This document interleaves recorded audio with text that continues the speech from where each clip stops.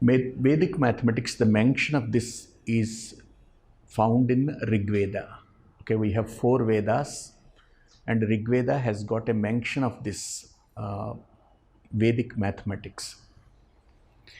And very few people are there who can interpret this Veda and understand what it is all about. There are very few people in the world, I underline world. And His Holiness the Shankaracharya of Puri, Swami Bharati Krishna Tirtha, has written a number of books on this Vedic mathematics, interpreting that Vedic text is not that easy. Sanskrit is a language known for brevity, okay, and it's a most suitable language for using in computers. And the meaning and the sound, they go together in Sanskrit. Those of you who are familiar with a bit of Sanskrit, you can understand this. How much of meaning, even a single letter can give. Okay, so it's always advisable to study some amount of Sanskrit, some Sanskrit basics, so that you can come to these sutras, which are also called aphorisms. There is only one book available today. Probably it is the work done by Swami Bharati Krishna Tirtha. During the last phase before he reached his heavenly abode between 1960 and 65, if I am not mistaken.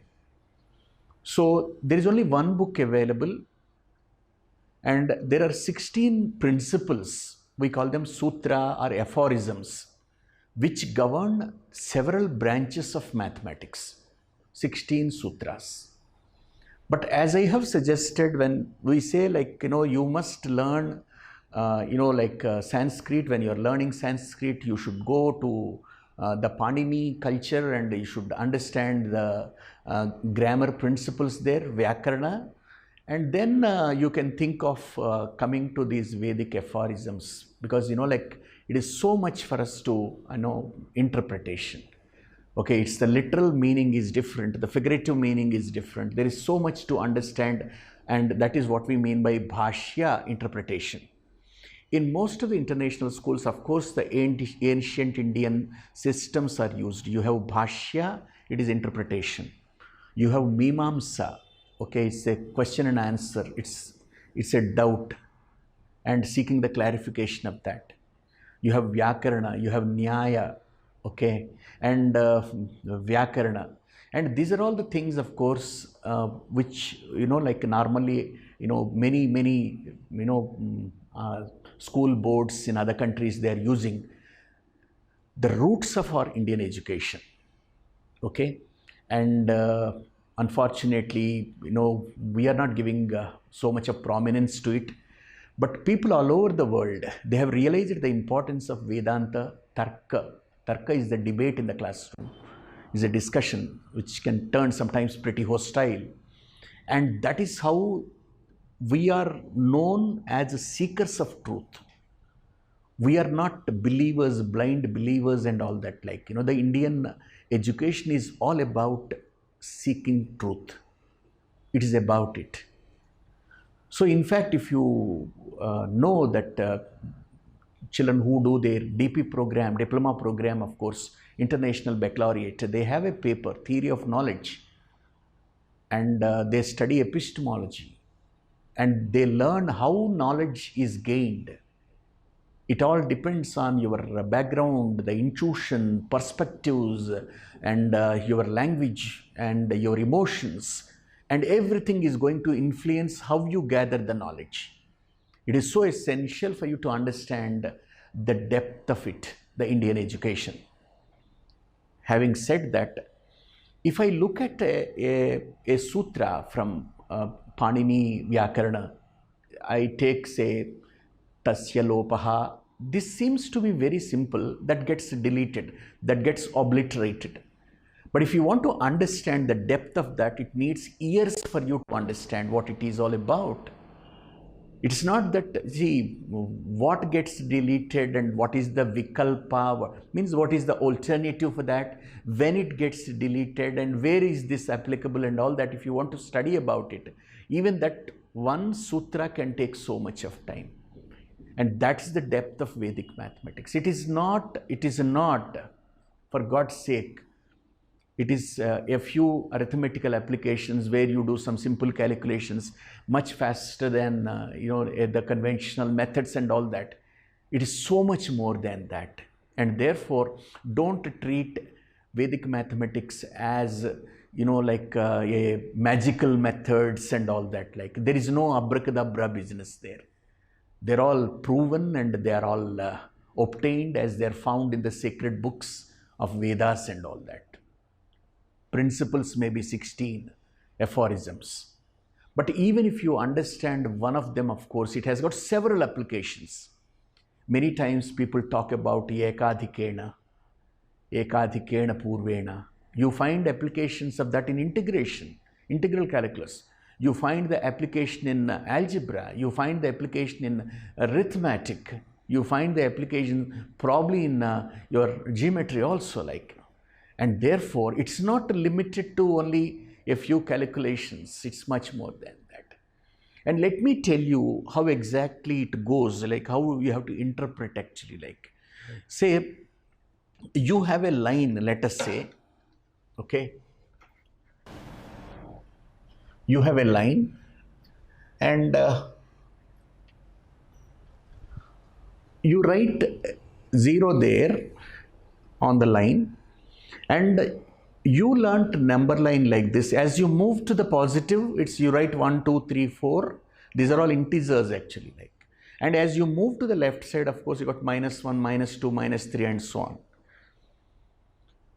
Now, where does this go on the right side? If you keep on writing, it is not a limited one. Like, the numbers, the line is limited. You can't draw. Your board is limited. But the number line is not limited, board is limited. And I keep on writing, let us say 1, 2, 3, 4, and you say somewhere at infinite. And this side you say -1, -2, -3 and all that.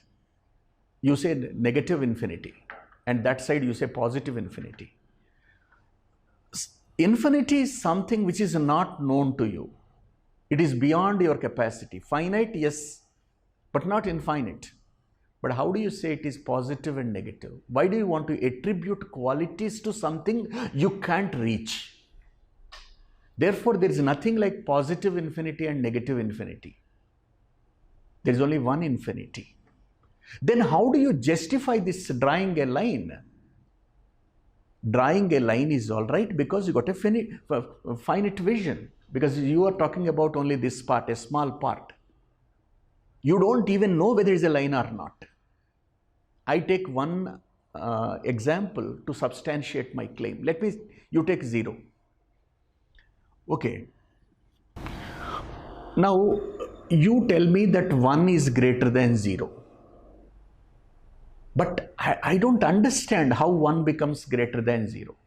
If I look from my own perspective of a number line, let me tell you, like, 0 for me is the largest of all the numbers possible. There's nothing which can be greater than that. It's the largest. I tell you why. When 0 is divided by any finite number known to you or me, each part is as big as 0. I mean to tell you, 0 is such a huge number. You divide 0 into 1 lakh parts and each part is as big as 0. Then how do you say it's a small number?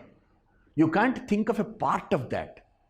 So I just want to mention that if I have 0, if this 0 is divided by, say, 1 lakh, your answer is 0. It's such a huge number. And even 1 lakh parts, each part is remaining as big as that. Therefore, 0 is the largest of all the numbers possible. Therefore, I don't accept if you tell me that 1 is greater than 0. Unfortunately. It's my perspective, like, So fine, let us see in a different way. For me, 0 is the subtlest or the smallest number, it's a I don't know, it's micro or anything. It's the smallest number possible to me. There is no number which is smaller than that. Let me answer this one. If you take 0,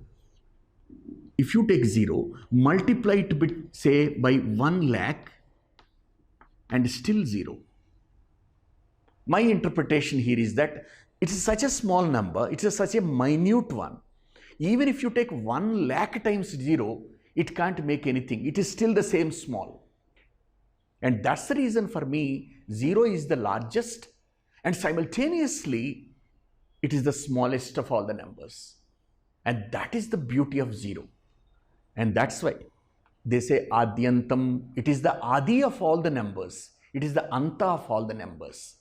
And therefore, if you are drawing a line, it only is a manifestation of your limited vision. It is a finite vision.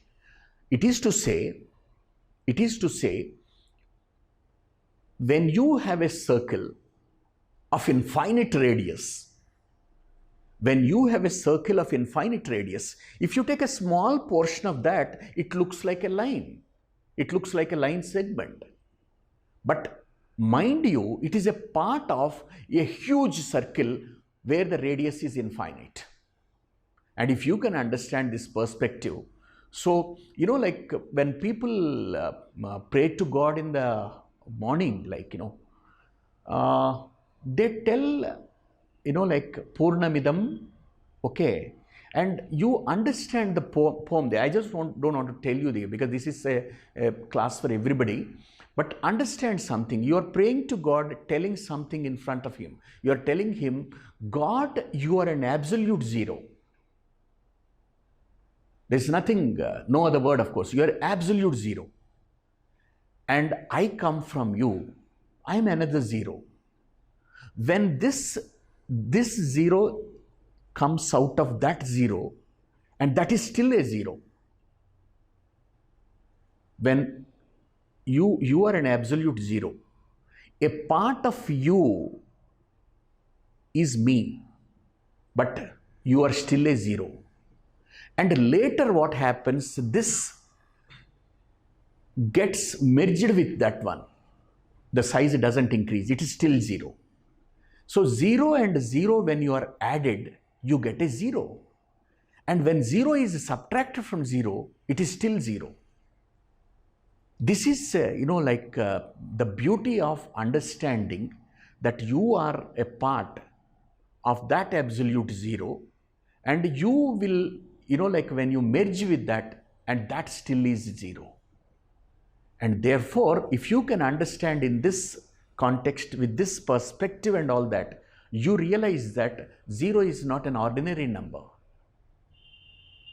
0 is not an ordinary number. So remember, when you say sky, okay, sky, you say sky is something which is, very, very high. Okay, but what is a sky actually? There is nothing there. So Akasha is also Avakasha. It's empty actually. It's empty. And therefore, when you say Akhila, it's completely occupied. When you say Nikhila, there is nothing.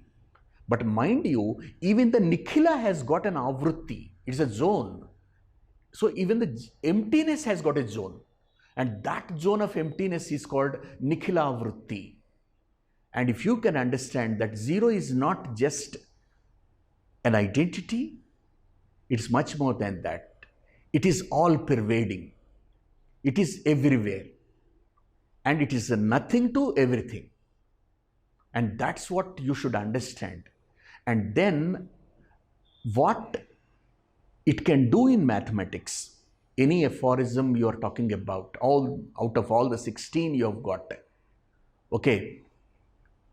And there is a beautiful principle which you can immediately get connected and apply. Not that it can do. And it's only forever. See, it's easy to understand the literal meaning of that and go for finding, of course, where it can be applied. It's much more than that. It is beyond the literal meaning. It is a figurative meaning you should understand. Okay, so see, when you talk about a plus b whole square, probably you have found it there. You have found it there. Good, you have found it. But don't limit it to only that it's okay, a plus b whole cube, a plus b whole cube, a plus b whole square and all that. Yavadonam tavadoni kritya vargancha yojiyet. You just say a plus b whole square, it's b more than that. So you add twice the product of a and b, and then you add, of course, you plan to get that a plus b whole square. It is not a square and b square, there is much more than that. There is something added in between, that is 2ab. Yavadonam tavadoni kritya vargancha yojiyet. Even when you are trying to square a number, individual squares you take and take the sum of them, but it's not the square of sum of the numbers. It's not a plus b whole square.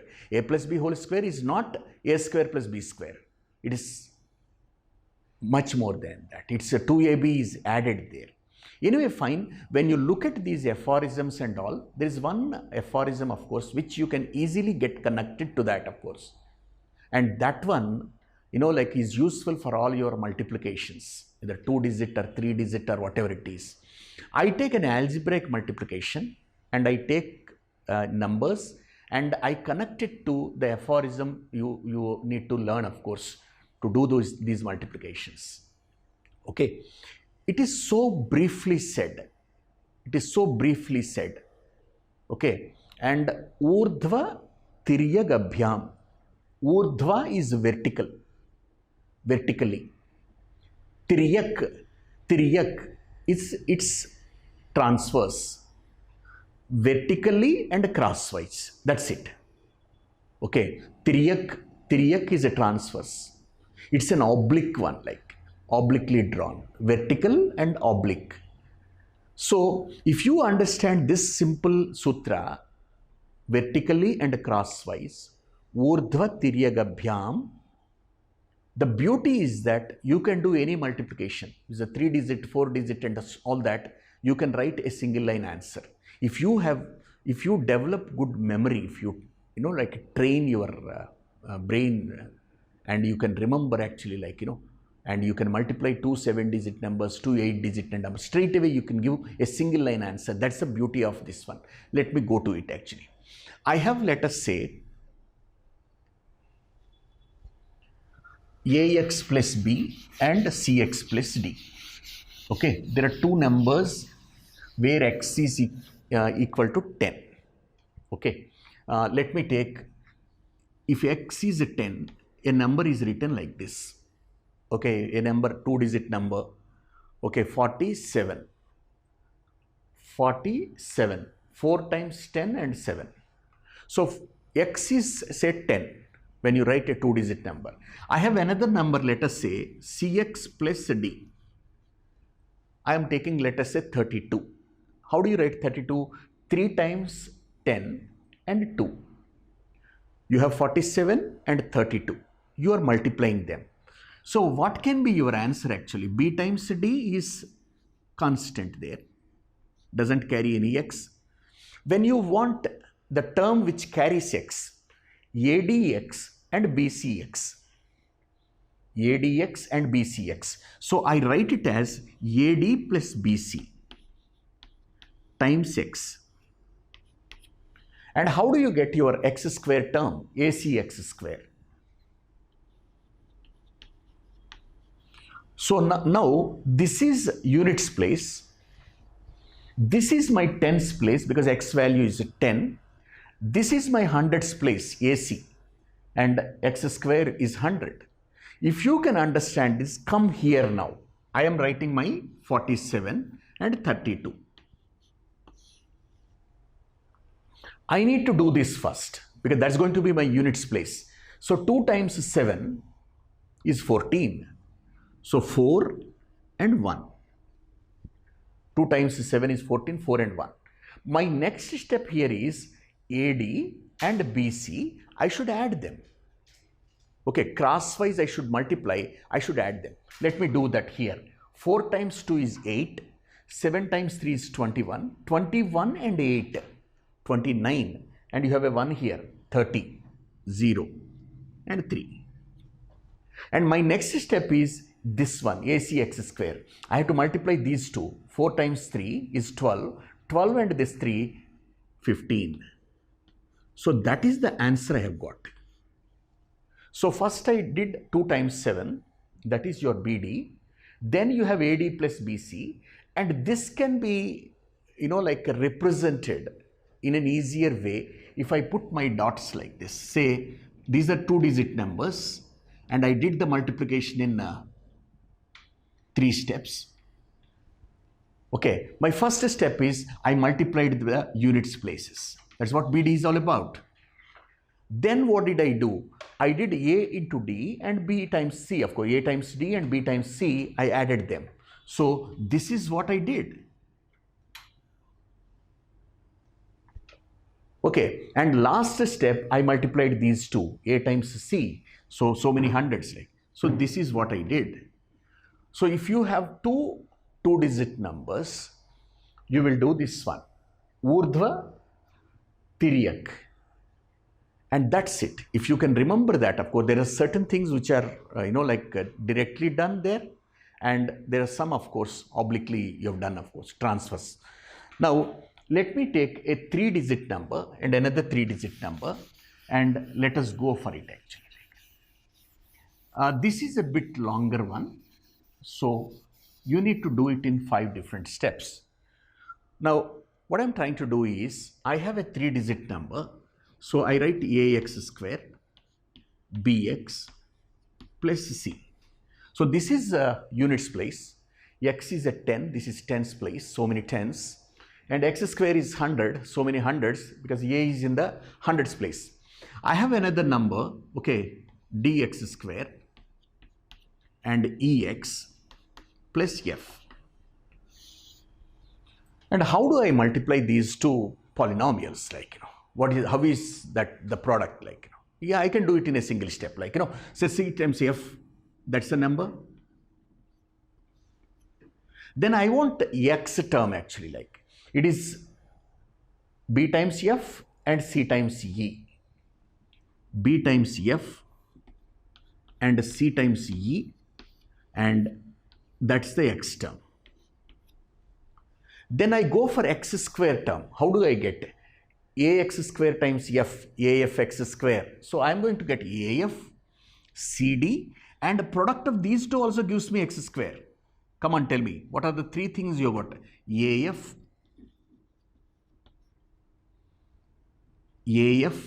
BE,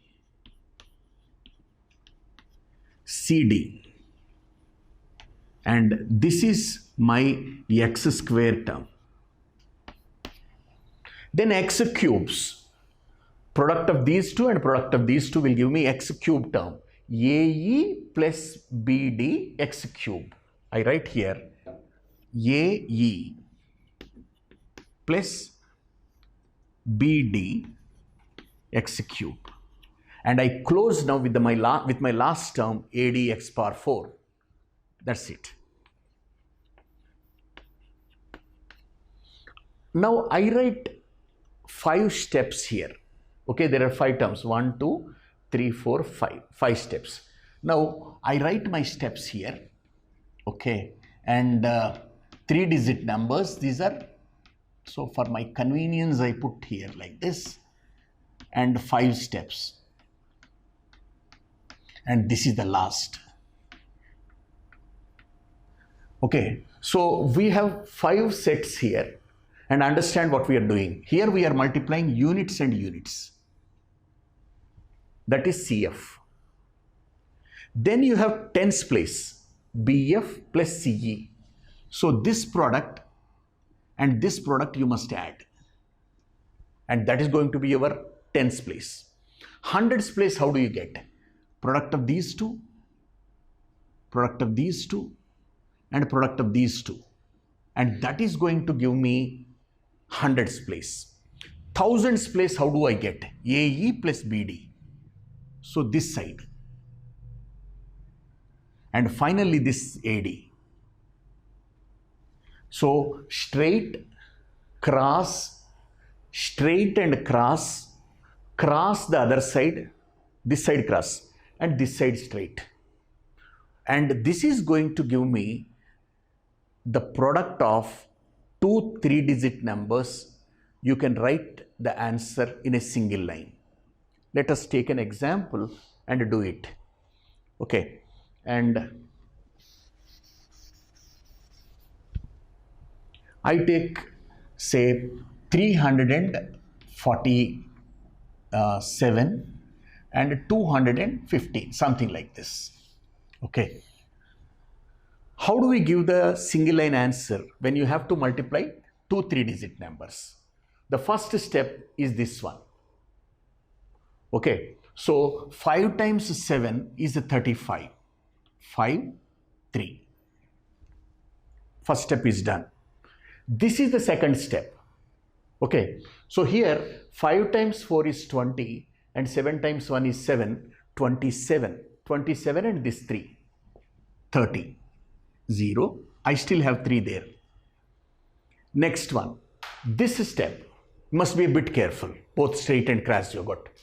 5 times 3 is 15, 7 times 2 is 14, 15 and 14, 29, 29 and 4 times 1 is 4, 29 and 4, 33, 33 and this 3, 36, 6, I still have 3.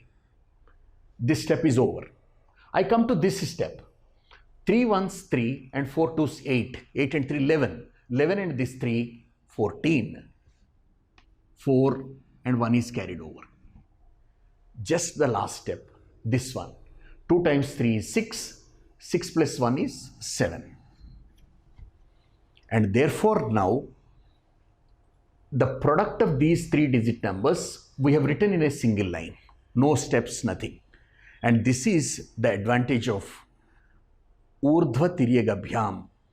ऊर्ध्व तिर्यक, vertical, तिर्यक is cross. And if this is applied, you can multiply even a 5-digit number, 6-digit number, 7-digit numbers, and there is no limit for it. Okay, and this is how we generally do the multiplications, okay, using ऊर्ध्व तिर्यक अभ्याम. But the same multiplications can be done using other Vedic methods also. Okay, and let us go for the most important and useful method in Vedic mathematics, using Navasesha. Okay, this is not a direct sutra, it's just an Upasutra, but it's very, very useful. Navasesha, the remainder when a number is divided by 9. And I have given a small division here. 13 is the number. When it is divided by 9, 9 times 1 is 9, and 13 minus 9 is 4. 4 is the remainder. This 4 you could have told a bit earlier, because 1 plus 3 is 4. Means you can look at the number and tell the remainder when it is divided by 9. Okay. You also know when the remainder is 0. Okay, so that you can say that this number is exactly divisible by 9. You just simply add the digits there, whatever you have in the number, and find out if it is divisible by 9 or not. What we are doing now is we are trying to boil down that to one single digit number. We call it a check number. Okay, and let us do few more problems to understand this logic. I have here, let us say, a number like, say, 576. And what is the remainder when this number is divided by 9? That is the question. 6 plus 7 is 13. 6 plus 7 is 13. 13 plus 5 is 18. You add again 1 and 8, make it a single digit number, that's 9. 9 is as good as 0. Okay, and therefore this number is exactly divisible by 9 and remainder is 0.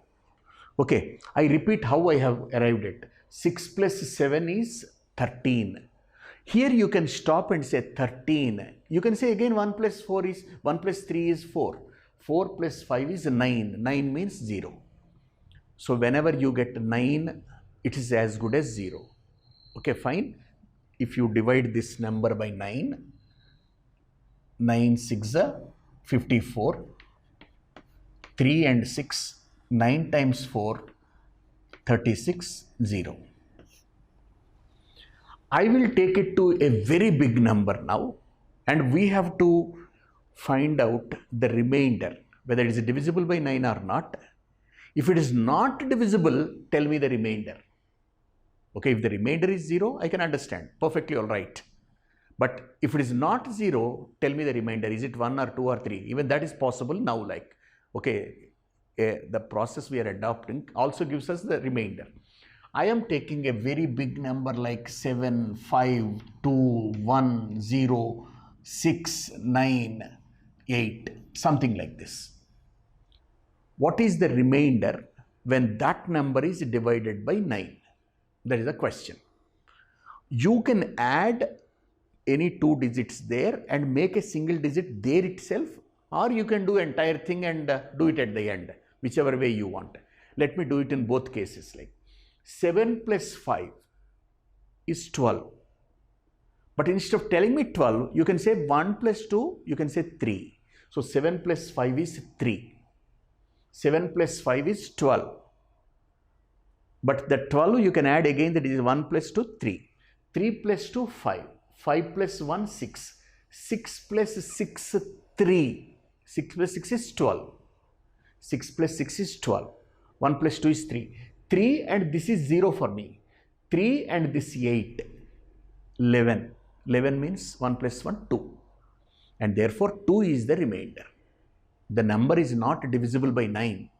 And not only that, you are telling me that 2 is the remainder. And once again, 7 plus 5, I am saying it's 3. 7 plus 5 is 12. Okay, but 1 plus 2 is 3. 3 plus 2, 5. 5 plus 1, 6. 6 plus 6, 3. 3 plus, this is 0. 3 plus 8 is 2. So that is how you get it. So you can say that the remainder is equal to 2. Now, okay, if you are finding it difficult, I have got another method to, tell you this one. I tell you this multiplication table number 7, okay, 7 table. And I tell you in a different way, and you try to get it actually. 7 times 1 is 7, because you know it, 7 ones 7. 7 times 2 is 5, because 7 times 2 is 14. 7 times 2 is 14. But you add 1 and 4 and tell me 5. 7 times 3 is 3, because 21. 2 plus 1 is 3. 7 fours is 1. 7 times 4 is 28. 28 means 2 plus 8, 10. Again 1 plus 0, 1. So 7 fours, 1. 7 fives, 8. 7 6, 6. 7 sevens, 4. 7 eights, 2. 7 nines, 0. 7 tens, 7.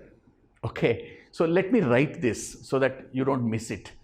I write my 7 table like this. 7 times 1, okay, it's 7. And 7 times 2, I get 5.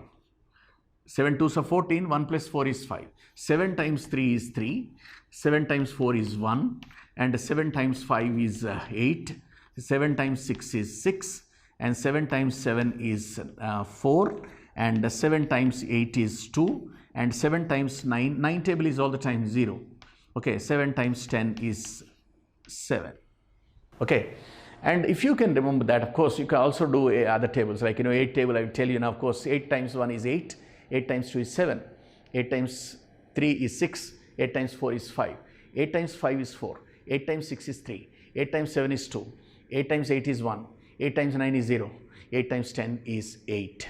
Okay, it is gradually going down actually. Okay, 8, 7, 6, 5, 4, 3, 2, 1, 0.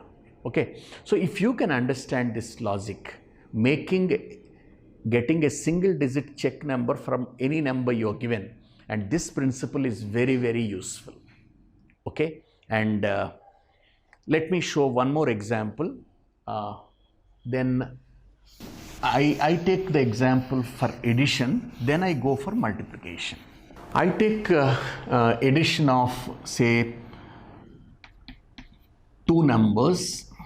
We check whether this addition is right or not. We do it conventional, in the conventional method, just any normal method, and we check later, okay, whether it holds good or not. 7 and 6 when you add, of course, you get 13, 3 and 1 is carried. 1 plus 1, 2, 2 plus 7 is 9. 5 plus 2 is 7. So, we have done the addition in the conventional method.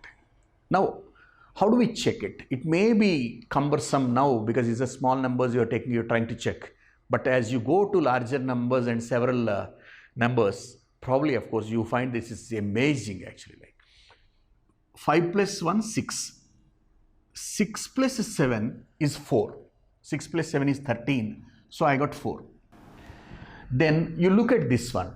2 plus 7 is 0. Whenever you have 9, it's 0. I am left with this 6. 2 plus 7 is 0. I am left with this 6. So that is the 6 here. Look at this one. This 9 is as good as 0. Leave it. 7 plus 3 is 1. 7 plus 3 is 10. 1 plus 0, 1. And this is I got. But remember, 4 plus 6 is 1. It's correct. 4 plus 6 is 10. Again, 1 plus 0 if you do, 1. And therefore, I have taken the check numbers for this one and this one for the answer. And I checked if some of these two is same as this one. True. I will write several numbers and probably I can write 5-digit numbers. Many of them I'll write. I add them in the conventional method. I also check it, of course. I write here say 85,746 and 92,217 and 5,50,008 and 61,724 and 45216, 82905 and 37. This is my last one, 468. Some numbers I have written, random numbers. I add in the conventional method first, like we all do it. Okay, 8, 13, 19, 23, 31, 38, 44, of course. 8, 13, 19, 23, 31, 38, 44. 4. 4 is written here. 4, 10, 11, 13, 14, 18. 8, it's 1. 1 plus 4, 5, 5 plus 9, 14, 16, 23, 25, 32, of course. 2 and 3. 3, 10, 12, 17, 18, 20, 25, of course. 5, 2. And last column, 2, 5, 13, 17, 23, 28, 37, 45, of course. 2, 5, 5 plus 8, 13, 13 plus 4, 17, 23, 28, 37, 45. So we have done the addition, the conventional method. Let us check it now. I have to add all of them, but make sure I keep always making a single digit number whenever I add, and the 9s I can ignore. Whenever I have 9, I can ignore. 8 plus 1 is, for me it is 0, something like that. 8 plus 5 is 4. 8 plus 5 is 13. 1 plus 3, 4. 4 plus 7, 2. 2 plus 4, 6. 6 plus 6, 3. 3 plus 7, 1. 1 plus 1, 2. 2 plus 2, 4. 4 plus 2, 6. 6 plus 5, 2. 2 plus 8, 1. 1 plus 4, 5. 5 plus 2, 7. 7 plus 7, 5. 5 plus 1, 6. 6 plus 6, 3. 3 plus 4, 7. 7 plus 5, 3. 3 plus 2, 5. 5 plus 1, 6. 6 plus 6, 3. 3 plus 5, 8. 8 plus 2, 1. 1 plus 8, 0. 3 plus 7, 1. 1 plus 4, 5. 5 plus 6, 2. 2 plus 8, 1. So ultimately I got 1. Let me check the answer. 4 plus 5, 0. 5 plus 2, 7. 7 plus 8, 6. 6 plus 4, 1. And therefore, this addition is correct. I repeat. 8 plus 5, 4. Because you get 13. 1 plus 3, 4. 4 plus 7, 2. 2 plus 4, 6. 6 plus 6, 3. 3 plus 7, 1. 1 plus 1, 2. 2 plus 2, 4. 4 plus 2, 6. 6 plus 5, 1. 6 plus 5, 2. 2 plus 8, 1. 1 plus 4, 5. 5 plus 2, 7. 7 plus 7, 5. 5 plus 1, 6. 6 plus 6, 3. 3 plus 4, 7. 7 plus 5, 3. 3 plus 2, 5. 6, 3, 8, 1, 0. 3 and 7, 1. 1 plus 4, 5. 5 plus 6, 2. 2 plus 8, 1. That's how I got this one. So if you can do this a little faster, the advantage is you can look at the problem and say whether the addition is right or not. I am going to take up a few multiplications. You will really find the advantage of that. Okay, and let us go for it. I will take one multiplication, and doing is not important, but checking is important. I take, let us say, a number like 4, 8, 3, 7, 0, 1, 5, 9, 1, say 7. I have taken a number like this, and let's say I am multiplying it by 125. Okay, and